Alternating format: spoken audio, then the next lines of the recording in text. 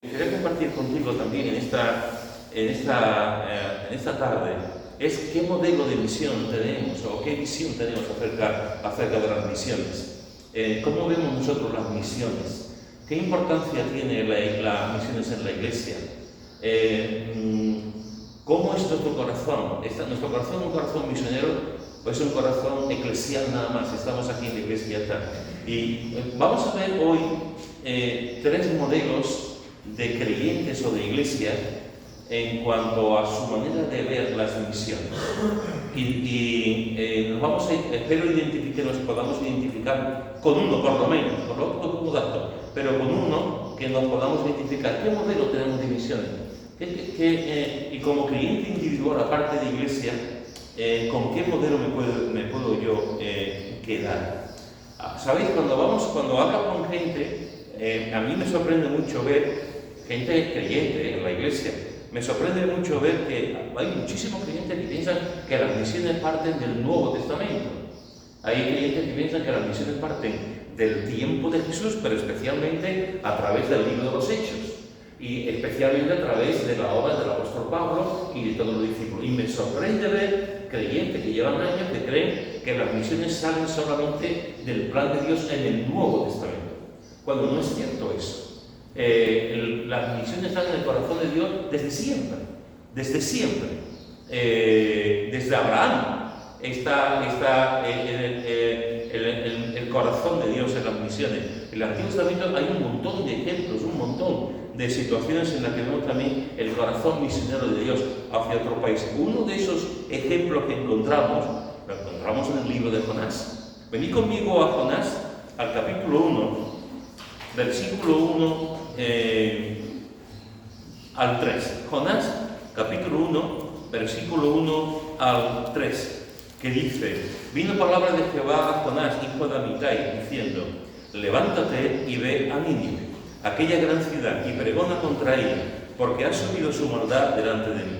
Y Jonás se levantó para huir de la presencia de Jehová a Tarsis, y descendió a Jope, y halló una nave que partía para Tarsis, y pagando su pasaje entró en ella para irse con ellos a Tarsis, lejos de la presencia de Jehová. Fijaros, hermanos, que aquí encontramos una orden, aquí encontramos una revelación de Dios. Aquí encontramos cómo el Señor se dirige directamente a Jonás y le manda una cosa.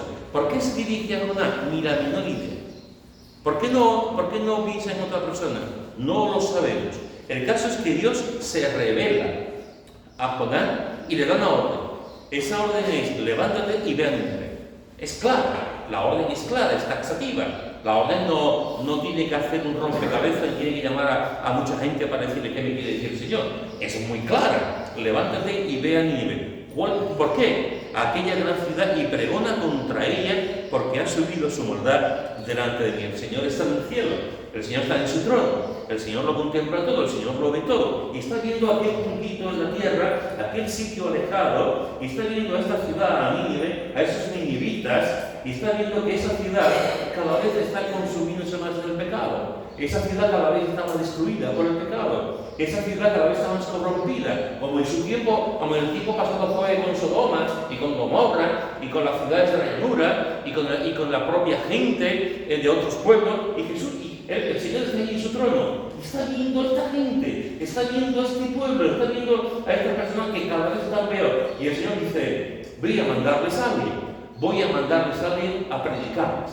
Voy a mandarles a alguien para que cambien de orientación. Voy a mandarles a alguien para que se arrepientan de la condición que tienen. Y el Señor que está en el trono, que está viendo así, como el Señor es omnisciente, omnipotente, lo sabe todo, hace así de pronto y se fija en aquel muchacho, en aquel hombre. No sabemos la edad de Jonás, lo único que sabemos es que era hijo de Amitai, que era judío. Y el Señor le dice: mira, aquí está Jonás me gusta. Y se revela a Jonás, se lo dice a Jonás, empieza a hablar con Jonás y le da una orden a Jonás. Y le dice: ve a Nínive, una gran ciudad, y pregona contra ella, porque ha subido su maldad delante de él. Esto es lo que el Señor le dice a Jonás, que vaya a Nínive a predicar contra la ciudad y dé un mensaje de que ellos se arrepientan de la maldad que ellos tenían. El Señor les da una nueva oportunidad, igual que después se lo va a dar también a Jonás. cuando se rebela contra Dios. El Señor le da una oportunidad a este pueblo. ¿Qué ocurre con Jonás? Pues todos sabemos lo que pasa. Jonás no quiere ir a Nínive. Jonás dice que no me voy, que no me voy, que no me voy, que no me voy. Y no se va a Nínive. Él no quiere irse a esos ninivitas, estos asirios, que se han peleado tantas veces entre ellos. Jonás es un nacionalista convencido. Jonás piensa que los gentiles no tienen nada que hacer. Jonás piensa que los judíos son los buenos y que esta gente son unos petardos, y que cómo va a ir él aquí a predicarle el arrepentimiento a los ninivitas, y él no quiere ir. Y entonces, en esa cosa que él tiene, como si pudiéramos escapar de Dios, él dice, se levanta para huir de la presencia de Dios, y descendió a Jope, y hay una nave que partía para Tarsis, lejos de la presencia de Dios, como si pudiéramos realmente en un momento dado de pensar que podemos escapar, que podemos alejarnos de la presencia de Dios. ¿Por qué no quiere ir Jonás a predicar a Nínive?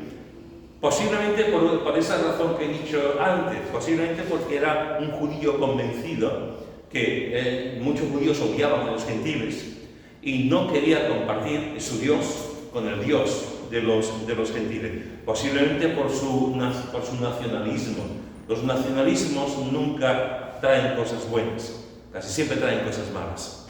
Pero creo que podía haber también alguna otra causa. Esto es especular, porque la Biblia no lo dice. Quizá también había un componente de seguridad. ¿Por qué tengo que ir yo a Nínive con lo bien que estoy yo en mi casa? ¿Por qué tengo que yo irme allí a hacer un montón de kilómetros allí y poderme a predicar allí un mensaje a gente que yo conozco, que me pueden tirar piedras, que se pueden burlar de mí, que me pueden matar cuando yo estoy en mi casa tranquilamente y pongo mi cafelito por la mañana y pongo mi tostadita con mermelada y mantequilla o jamón, que es la que toma Raquel? Entonces, estoy allí, estoy viendo la televisión. ¿Por qué tengo que ir yo a Nínive con lo cómodo que yo estoy aquí en mi casa y conozco mi calle y entro en el mercado de mi calle y estoy en mi sitio? Pues posiblemente Nínive, Jonás no fue a Nínive por su transnacionalismo, pero quizás también por comodidad. Que se me ha perdido, yo estoy aquí muy bien aquí en mi casa, en mi país, en mi ciudad, en mi calle. Y decide rebelarse contra Dios. ¿Sabe Jonás quién es Dios? Sí, lo sabe. Sí, lo sabe. Por eso de alguna forma Dios se revela a él, porque él sabe cómo es el corazón también de Jonás. Y Jonás tiene una relación con Dios, Dios no llama a Jonás porque Jonás tenía una relación con Dios. Jonás conocía a Dios de Israel. Jonás tenía una comunión con Dios y lo llama. Y seguramente otro de los motivos por los que él no fue a Nínive no solamente fue porque era un nacionalista, no solamente no fue porque estaba acomodado y no quería estar tranquilamente en su casa. Posiblemente el motivo más importante, el que yo creo más importante, era que no amaba a los ninivitas. ¿Cómo voy a ir a predicar a gente que no quiero? ¿Cómo voy a predicar a gente que yo no los conozco? ¿Cómo voy a predicar a gente que yo predico a los míos, yo predico a la gente que está aquí? Yo le pregunto a Natanael, que vive en aquella punta. Yo le predico a Jacobo, que está allí en aquel sitio. Yo le predico a María, que está allí. Pero estos ninivitas yo no los conozco, yo no los amo.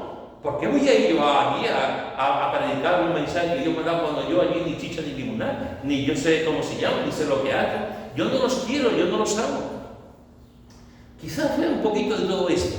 El nacionalismo convencido, la comodidad de estar en su casa y el que no los ama, ¿para qué voy a ir a predicar a gente que yo no los amo? Posiblemente esos fuesen algunos de los motivos por los que él no ama. Pero él conoce a Dios, él sabe quién es Dios, él sabe cómo es Dios. Y fijaros que dice en el capítulo 4, dice el versículo 2, dice, y Jonás oró a Jehová y dijo, ahora, oh Jehová, ¿no es esto lo que yo decía estando aún en mi tierra? Por eso me apresuré a huir a Tarsis, porque yo sabía Sabía yo que tú eres Dios clemente y piadoso, tardo en enojarte y de grande misericordia, y que te arrepientes del mal. Él sabe, porque conoce a Dios, que cuando Dios le dice que vaya a Nínive a predicar, en realidad Dios quería que fuese a predicar no porque él amara a los ninivitas, no porque estuviese más cómodo en su casa. El Señor le dice que vaya allí a predicar porque Dios nos amaba. Porque Dios nos amaba. El argumento más importante que tenía Jonás para predicar no era su condición, no era su amor, no era su disposición, era saber que Dios les amaba. El argumento que tenemos más importante nosotros los creyentes para las misiones de fuera y para la persona que vive al lado, es el amor de Dios. Compartimos el Evangelio, predicamos el Evangelio, no porque sea un mandato, que lo es. Pobre de aquel que no entienda que tenemos que ir a lo último de la tierra porque es un mandato del Señor. Pero el mandato del Señor está encerrado en el amor de Dios. ¿Por qué vamos a predicar a la gente? ¿Por qué vamos a las ciudades? ¿Por qué hay gente que va a otros lugares? Por el amor de Dios. Porque Dios ama a la gente. Y cuando Dios ama a la gente, nosotros tenemos la responsabilidad, el privilegio de ir a la gente, a esa gente que Dios ama, y compartirles del inmenso amor de Dios. De tal manera amó Dios al mundo, de tal manera amó Dios al mundo, de tal manera amó Dios al mundo. Ese es el argumento básico que tenemos, el más importante. Vamos a las misiones, creemos en las misiones, apoyamos las misiones, porque Dios ama las misiones. Pero voy a ser más concreto, las misiones pueden ser un proyecto, las misiones pueden ser una planificación. Las misiones están llenas de gente. Dios ama a la gente. Dios ama a las personas. Y Jonás sabe que va a llegar allí y que este Dios que él conoce, que es un Dios de amor, va a actuar. Por eso dice, oró a Jehová y dijo, ¿no es esto lo que yo decía estando aún en mi tierra? Por eso no quiere venir, por eso no quiere ir, por eso no apresuré a Tarsis, porque yo sabía yo que tú eres Dios clemente. Este es el argumento claro. Sabía yo que tú eres un Dios clemente y piadoso, y tardo en enojarte y de grande misericordia. No solamente esto, en el último versículo, en el versículo 11 del capítulo 4 dice, y no tendré yo piedad, dice el Señor, no tendré yo piedad de Nínive, aquella gran ciudad, donde hay más de 120.000 personas que no saben discernir entre su mano derecha y su mano izquierda y muchos santuarios. Este es uno de los libros de la Biblia que termina de una forma abrupta. Termina de una manera que tú no rompes. Tú piensas que vas a seguir leyendo, pero que se termina el libro. Se termina el libro, no hay más. Termina como si hubiera un punto aparte o suspensivo y continúa y dice, no, pero que ya se ha acabado con esto. Y Jonás sabe que este Dios clemente, piadoso, misericordioso, que tiene piedad de Nínive, él sabe que Dios va a actuar. Sabe que Dios va a actuar. Hay más de 120.000 personas, más de 120.000 personas que no saben discernir entre su mano derecha y entre su mano izquierda, como consecuencia del pecado, que no saben discernir entre el bien y el mal. Y el Señor tiene misericordia de ellos, y es clemente con ellos. Y le dice a Jonás, ve, y Jonás no va, porque sabe que Dios va a actuar. ¿No te da la impresión de que a veces los creyentes y ciertas iglesias no vamos a las misiones precisamente por esto? No vamos a las misiones porque estamos muy cómodos en la iglesia. No vamos a las misiones porque estamos muy tranquilos en nuestro lugar, en nuestro sitio. No vamos a las misiones porque aquí en la iglesia lo tenemos todo. En la iglesia tenemos aire acondicionado, tenemos guitarras, tenemos unos bancos o tenemos una silla, en nuestras casas estamos bien. Que vayan a las misiones otro. Que vayan a las misiones otros, que vayan los misioneros profesionales, aquellos que tienen un sueldo, aquellos que el Señor les ha mandado el corazón. Tú tienes corazón, coge tú, te apoyamos. Pero el mandato de ir a las misiones es para todos. Y hay creyentes de estilo Jonás, típico, iglesias de estilo Jonás, que prefieren quedarse en su casa. Prefieren quedarse en su casa, prefieren verlas venir y de vez en cuando, una vez al año, si viene algún misionero, dar alguna ofrendita, comprometerse a orar durante una semana, y ya está, hasta el mes que viene. Algún libro de vez en cuando, alguna cosa sobre el misionero, pero ya está. Las iglesias tipo Jonás son iglesias que saben lo que tienen que hacer. Son iglesias que saben que tienen que predicar el Evangelio. Son iglesias que saben que tienen que tener planes también de alcanzar la gente. Los creyentes tipo Jonás saben lo que ocurre, pero no hacen nada. No hacen nada. Están muy cómodos. Son el tipo de creyentes, el tipo de iglesias que vienen y van engordando, porque todo lo reciben. Todo lo van recibiendo en la iglesia, la enseñanza, la predicación, la alabanza, el curso de esto, del otro, y van engordando. Pero eso no es lo que Dios quiere. Lo que Dios quiere es que esa iglesia, en vez de estar engordando, sea fibrosa, tenga musculatura, realmente sea una iglesia con buen ritmo, con buen cuerpo, con buen corazón. Porque al final, hermanos, el mayor argumento que tenemos nosotros para predicar la palabra, como he dicho antes, para compartir a Jesús, es el inmenso amor de Dios. Ese es el mayor argumento. No te preocupes por cómo se llama fulanito o menganito, cómo es la persona que vive en aquel barrio de Portugal que vamos a ir y vamos a intentar levantar una iglesia, o aquel sitio en Sudáfrica que vamos a levantar una escuela, o que vamos a... No te preocupes en cómo se llama la gente, Dios los conoce. Dios los conoce. Lo que nosotros tenemos que hacer es realmente predicar, anunciar el Evangelio, porque Dios lo sabe. PorqueDios lo sabe. Un día a mí alguien me predicó el Evangelio y conocí a Cristo. Si yo conocí a Cristo porque alguien me predicó el Evangelio, ¿no se lo puedo predicar yo también a otro? ¿No le puedo compartir yo el Evangelio a otra persona? Felices, bienaventurados, dichosos los pies de los que anuncian el Evangelio. Aquellos que van con sus pies de puerta en puerta, de lugar en lugar, de sitio en sitio, predicando el Evangelio. Así que podemos encontrar a creyentes tipo Jonás, o a iglesias tipo Jonás, que saben lo que tenemos que hacer, que saben que tenemos que predicar, pero no predicamos porque nos puede más la comunidad. Estamos en un momento, hermano, en que la iglesia evangélica en España, una parte de la iglesia evangélica en España, vive muy cómoda. Y tenemos que aprender a mirar con los ojos de Dios. Tenemos que aprender a mirar como el Señor ve a la gente. Y tenemos que aprender realmente que cuando el Señor dice ve, tenemos que ir. Y compartir el Evangelio y hacer campañas aquí. Si no nos preocupamos del aquí, no nos vamos a preocupar del allí.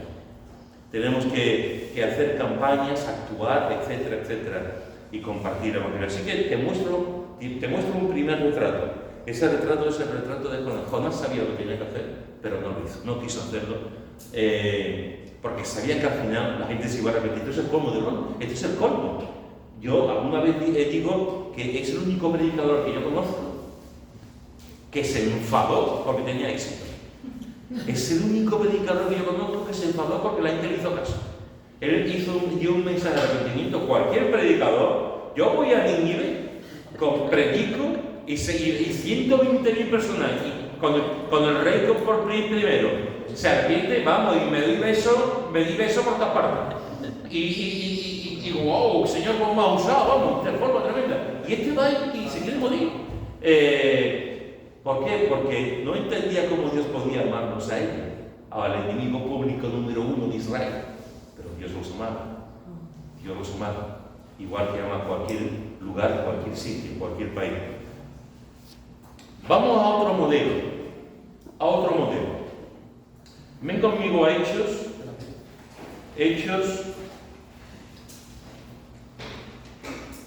al principio del libro de los Hechos, y vamos al capítulo 2, versículo 41. Dice: así que los que recibieron su palabra fueron bautizados y se añadieron aquel día como 3.000 personas. Esto es tremendo, hermanos. Estamos ante algo histórico, ante algo tremendo. Se levanta Pedro el día de Pentecostés, ha venido ya el Espíritu Santo, se levanta Pedro, predica Pedro un mensaje tremendo, ungido por el Señor. Las multitudes que había allí, la gente que había allí, están escuchando en su propia lengua, están escuchando el mensaje de Pedro, que es algo milagroso, es algo tremendo. Pedro está allí predicando, predica acerca de Cristo, predica sobre el pecado, predica sobre el arrepentimiento, usa textos del Antiguo Testamento. Es un mensaje muy bíblico, el mensaje de Pedro. Y como consecuencia de ese mensaje de un hombre renovado, con la autoridad del Espíritu Santo, con la llenura del Espíritu Santo, predica, y como 3.000 personas se convirtieron. No solamente se convirtieron, sino que estas personas fueron bautizadas también. ¿Cómo se bautizan 3.000 personas? ¿Cómo se bautizan? ¿Dónde se bautizan 3.000 personas? Yo no tengo ni la menor idea. Miguel seguramente lo sabrá, pero yo no tengo ni la menor idea. ¿Cómo se bautizan 3.000 personas? Había 120 personas en el aposento alto. De esas 120 personas había mujeres. ¿Fueron los apóstoles, los 12 apóstoles, los que lo bautizaron? ¿Fueron los apóstoles y algunas que también recibieron de otros? O sea, ¿cómo lo hicieron? ¿Cómo se bautizaron 3.000 personas en el río? Pues lo hicieron. Y tuvo que ser durante horas y horas. Un bautismo de 3.000 personas no es llegar y pegar. Eso quiere echarle guindas al pavo, y tener tiempo ahí y que vayan. Me recuerda la historia de un predicador. Bueno, algunos de vosotros lo conocéis.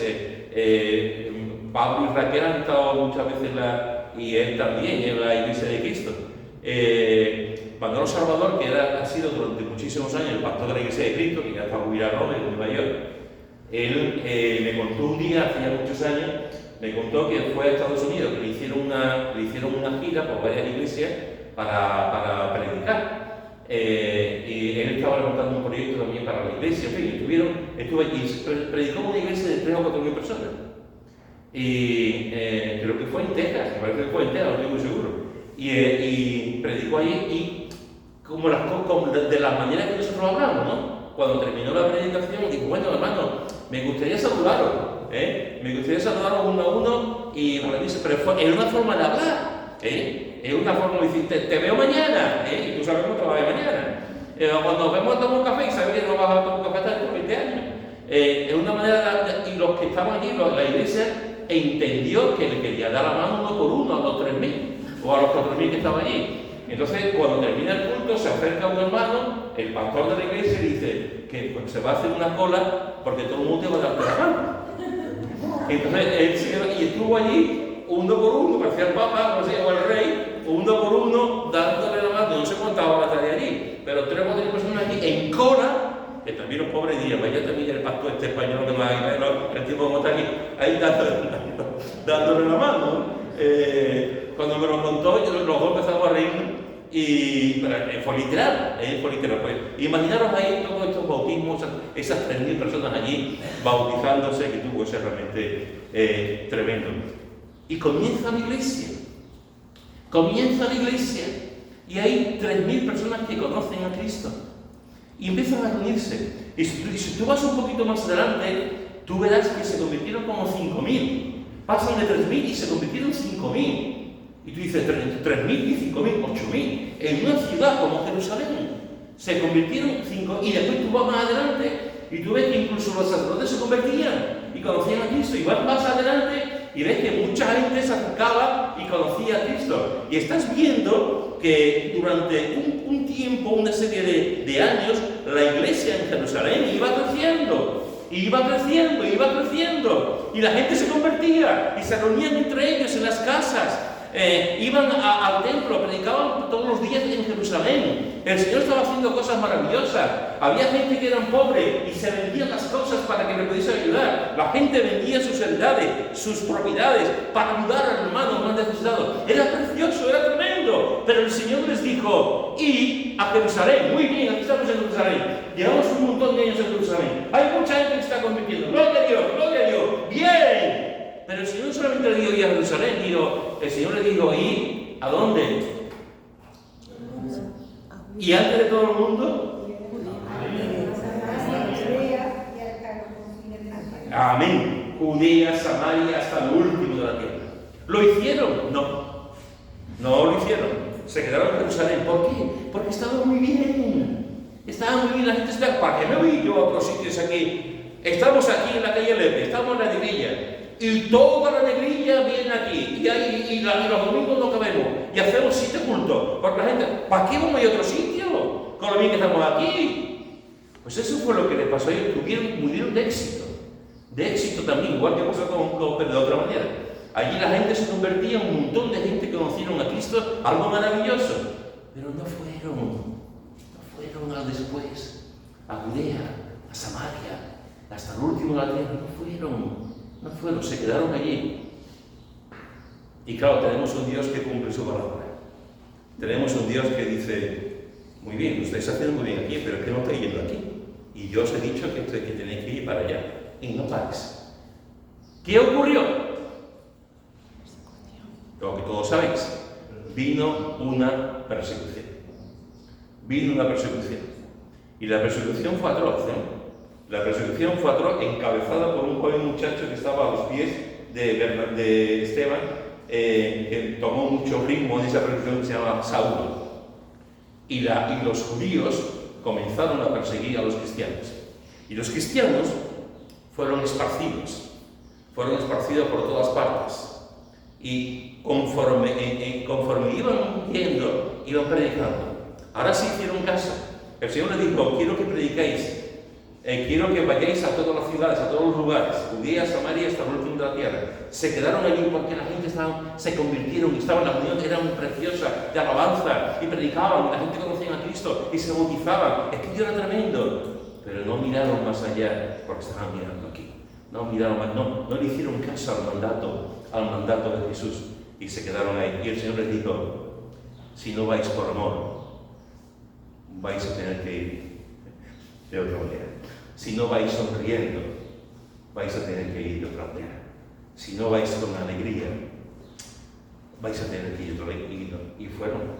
Y lo maravilloso de todo esto, lo precioso de todo esto, es que cuando empezaron a ir, salieron de Israel por pie, de Jerusalén por pie, porque estaban persiguiendo, los mataban, los desterraban, les quitaban sus propiedades. Tuvieron que salir de la persecución. Y lo más bonito de todo esto, lo más hermoso de todo esto es que esta iglesia, estos creyentes que tenían tanto éxito en Jerusalén, cuando sale esta persecución, iban por todas partes predicando el Evangelio. Y el Evangelio se extendió. Si le hubiesen hecho caso a Jesús antes, se hubiesen ahorrado la persecución. Pero no le hicieron caso y el Señor tuvo que decir, pues la misión tiene que continuar. La gente tiene que ser alcanzada y tiene que escuchar el Evangelio. Por una parte, encontramos que Jonás es un tipo de creyente, un tipo de iglesia que no tiene la visión, que sabe que Dios va a actuar, pero no quieren ir, no quieren pagar el precio del viaje, no quieren pagar el precio de ir a otros sitios, no quieren estar cómodos en su iglesia, quieren estar cómodos en su tranquilidad, en su comodidad, no quieren líos, no quieren cosas, están muy bien en su iglesia, en su lugar, en su ciudad, en su casa. Por otra parte, encontramos que la iglesia de Jerusalén es una iglesia que sí, que en Jerusalén la gente se convertía, pero no le hicieron caso a la segunda parte del programa evangelístico misionero de Jesús, no solamente en Jerusalén, sino en Judea, en Samaria y hasta el último de la tierra. Y de esta forma lo hicieron. Tristemente, por una persecución lo hicieron. Y a veces te encuentras con creyentes, con personas que el Señor les tiene que empujar para predicar el Evangelio. Porque en el lugar donde están, si estamos en una buena iglesia, si nos llevamos bien, si nos comemos juntos, salimos juntos, y mis hijos están bien atendidos, ¿para qué vamos a ir a otra parte? ¿Para qué vamos a ir a otro lugar? Si aquí estamos muy bien, si aquí estamos fantásticamente bien, ¿para qué vamos a ir? Y el Señor, no te preocupes que el Señor nos moverá, no te preocupes que el Señor nos empujará para ir a otros lugares, para tener visión para ir a otros lugares, ayudar físicamente, económicamente, en oración, etc., ¿no? Un modelo, el modelo de Jonás, el que no va. Otro modelo, el modelo de la iglesia primitiva, la iglesia de Jerusalén, que se quede sin éxito, pero no va, no continúa con la segunda y con la tercera parte del plan evangelístico de Jesús. Y te voy a enseñar otro modelo, el último. Ven conmigo a Primera de Tesalonicenses, primera de Tesalonicenses, en el capítulo 1, versículo 8. Dice, capítulo 1, versículo 8 de primera de Tesalonicenses. Porque partiendo de vosotros ha sido divulgada la palabra del Señor, no solo en Macedonia y Acaya, sino que también en todo lugar vuestra fe en Dios se ha extendido, de modo que nosotros no tenemos necesidad de hablar nada. Esto es una maravilla, este texto es una maravilla, esta parte es una maravilla. La iglesia de Tesalónica no era una iglesia que llevaba muchos años. La iglesia de Tesalónica, la mayoría, y además lo dice la misma palabra, la iglesia de Tesalónica, el apóstol Pablo estuvo allí con su equipo misionero, estuvo 3 semanas. 3 semanas. En 3 semanas se convirtió en un grupo de personas. Estuvo muy poco tiempo, hasta tan poco tiempo que después le escriben cosas, porque no sabían, por ejemplo, en cuanto a la segunda venida de Cristo, se habían quedado un poco, no tenían muy claro las cosas que ocurrían con el arrebatamiento, y Pablo les escribe, etc., ¿no? En muy poco tiempo Pablo se queda allí, les instruye en lo básico, en lo fundamental, en lo básico, y Pablo sigue su viaje. Pablo sigue a otras partes predicando el Evangelio, y se quedan allí. Pero esta gente, que habían sido producto de un viaje misionero de Pablo, hacen lo mismo. Y Pablo, cuando escribe esto, se queda sorprendido y se queda maravillado de esto, y dice, partiendo de vosotros ha sido divulgada la palabra del Señor, no solo en Macedonia y Acaya, sino también en todo lugar vuestra fe en Dios se ha extendido. Esta era una iglesia misionera. Esta era una iglesia que entendía las misiones. Esta era una iglesia que no se quedaba en la casa. Esta era una iglesia que no se quedaba en el hogar, en el sitio. Esta era una iglesia que decía, vamos solamente a compartir, a predicar el Evangelio entre nosotros nada más. Esta era una iglesia que tenía visión misionera. Era una iglesia que miraba hacia afuera. Era una iglesia que miraba, que veía las necesidades, y no solamente están allí en Tesalónica, sino que van a Macedonia, van a Acaya. Y es interesante lo que dice, en todo lugar vuestra fe en Dios se ha extendido. Esta era una iglesia que se movía, era una iglesia que hacía cosas, era una iglesia que le preocupaba las almas, era una iglesia que usaba sus recursos, la gente, las personas, lo que tenían a su disposición para alcanzar a otros con el Evangelio. No se quedaron quietos allí. No le dijeron a Pablo, ven otra vez con nosotros que queremos ser alimentados con la palabra. Ven con nosotros que queremos ser instruidos. Ven con nosotros otra vez. Deja todo lo que estés haciendo, Pablo, y vente aquí, que queremos. No tenían apenas nada. Apenas tenían conocimiento. Apenas sabían doctrina. Pero sabían que tenían que predicar el Evangelio. Sabían que tenían que ir a otros sitios a predicar la palabra. Sabían que tenían que ser misioneros, porque lo muy poco que sabemos es más de lo que la gente no sabe. La gente no sabe nada acerca de Dios. La gente no sabe nada acerca del verdadero Dios. Nosotros, por muy poco conocimiento que tengamos, tenemos más que ellos. Por eso podemos anunciarles el Evangelio. A veces me encuentro con clientes que pasan 20, 25, 30, 40 años y jamás en su vida han predicado el Evangelio. Jamás en su vida han compartido el Evangelio con nadie. Jamás en su vida han llevado un alma a Cristo. Y te da pena. Porque hay gente que piensa que predicar el Evangelio, anunciar el Evangelio, tiene que hacer como un máster. O como tienes que irte a un seminario, o que tienes que leerte 20 libros sobre evangelismo y misiones, o que tienes que hacer un curso, o que el otro sí, aquel sí porque habla mejor que yo, el pastor sí porque para eso está ahí, esta misionera sí porque para eso viene de ese país, este que estaba preparadito sí porque tiene una lengua que tal. Pero el hecho de compartir el Evangelio es una responsabilidad de todos nosotros, es una responsabilidad del creyente, porque la gente se muere. La gente se muere si no tienen a Cristo. La gente está perdida si no tienen a Cristo. Y nosotros, que somos los que tenemos que predicar el Evangelio, nos callamos. Nos avergonzamos. Venimos a la iglesia, leemos la palabra, damos muchas gracias por toda cosa. Gracias, Señor, por mi gabardina. Gracias, Señor, por mi piano. Gracias, Señor, por el televisor que me compraba hace un año. ¡Wow! ¡Qué misa me lo partí! Gracias, Señor, por esto. Y estamos disfrutando de lo que tenemos aquí. Y no estamos viendo que la gente va al infierno. Al infierno. Al infierno. Y nosotros estamos aquí tranquilamente. Porque somos una manada pequeña muy feliz. Una manada pequeña muy feliz. Los tesalonicenses tuvieron claro su corazón misionero. Tuvieron claro su corazón misionero. Y no solamente estaban allí, sino en Macedonia y Acaya y en todo lugar nuestra fe en Dios sea extendida. Te pregunto en esta tarde, ¿con qué modelo te identificas? ¿Con el modelo de Jonás? ¿Que no quieres predicar el evangelio porque estás metido en tu casa? ¿O en tu iglesia? Porque en realidad no amas a la gente como Dios lo ama. Con el modelo de la iglesia de Jerusalén, que sí, Señor, hemos tenido mucho éxito, Señor, hemos cosechado muchas almas, Señor, ¿estarás contento con nosotros? Y el Señor dirá, sí, yo estoy contento con vosotros, pero no habéis hecho caso. No habéis ido hasta el último de la tierra a predicar el evangelio, porque los demás también tienen que escuchar, no solamente nosotros. Los demás también tienen que escuchar el evangelio. O la iglesia de Tesalónica, que sin mucho recurso, sin mucha gente, simplemente con un corazón, con una vocación, con un deseo, con un celo, querían llevar el evangelio a otros lugares, a otros pueblos. ¿Sabéis, hermanos? Una de las cosas que observo en los últimos años, hace ya muchos años,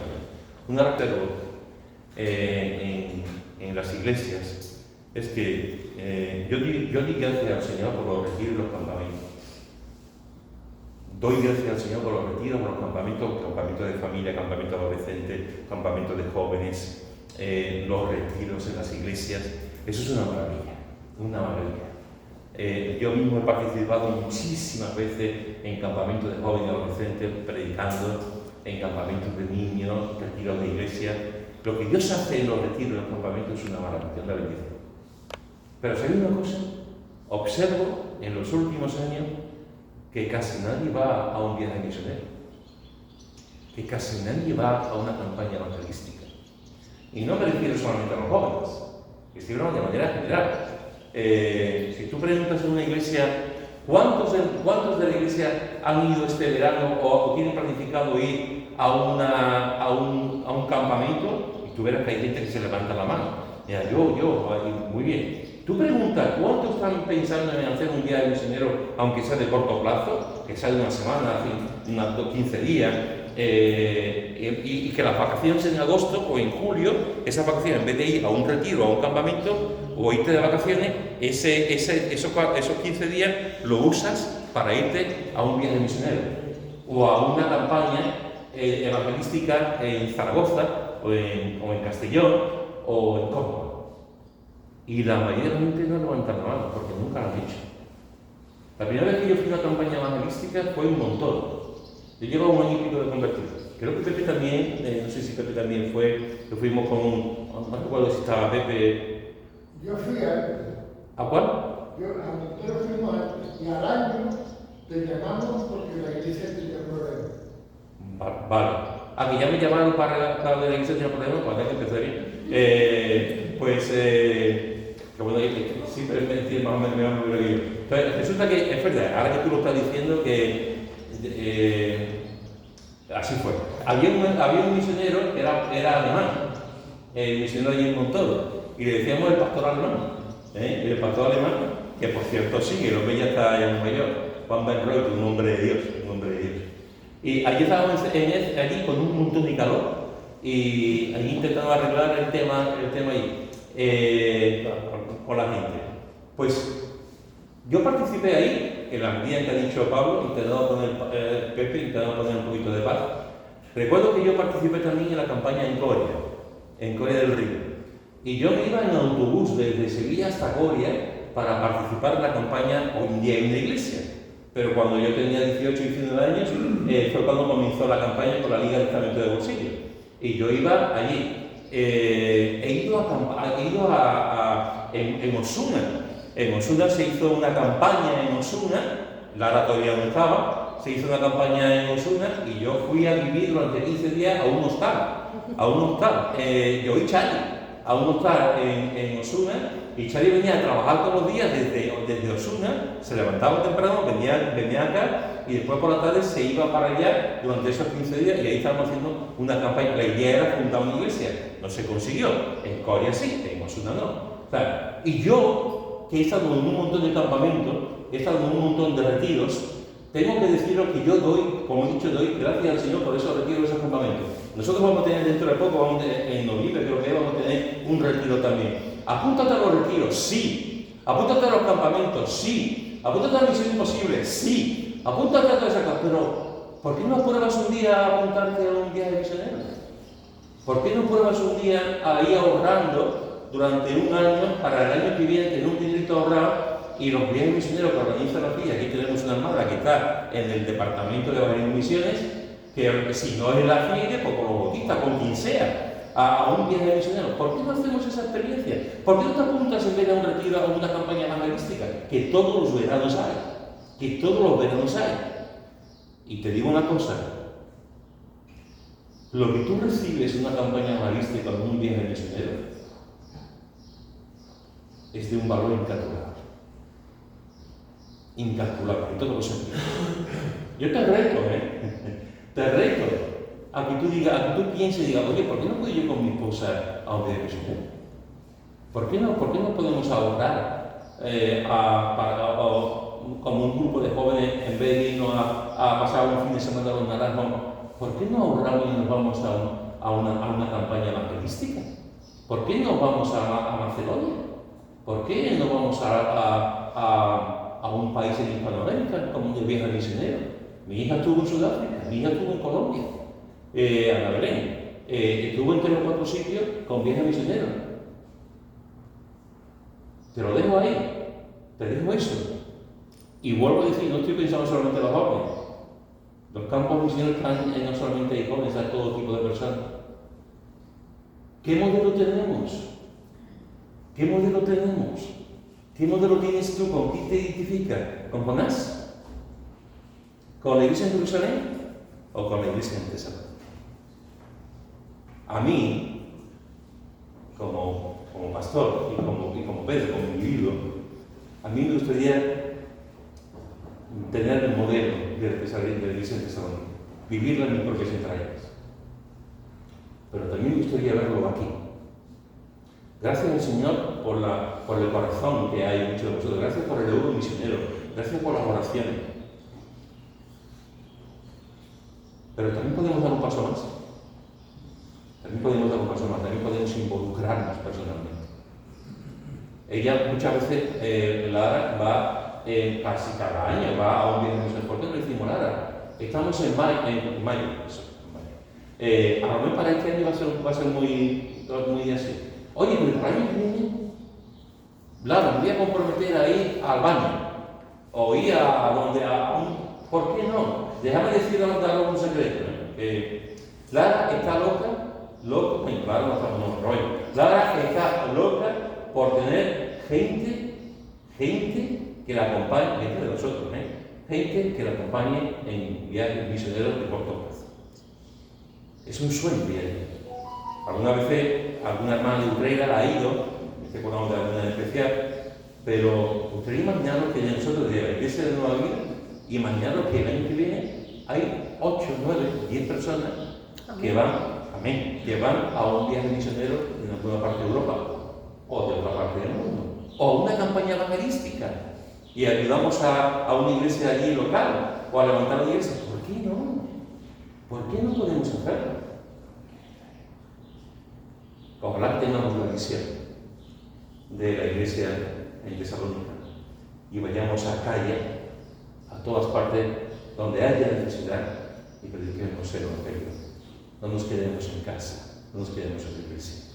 No prediquemos, no solamente pensemos aquí, sino pensemos en el allí también. Porque las almas necesitan el mensaje del evangelio. Amén.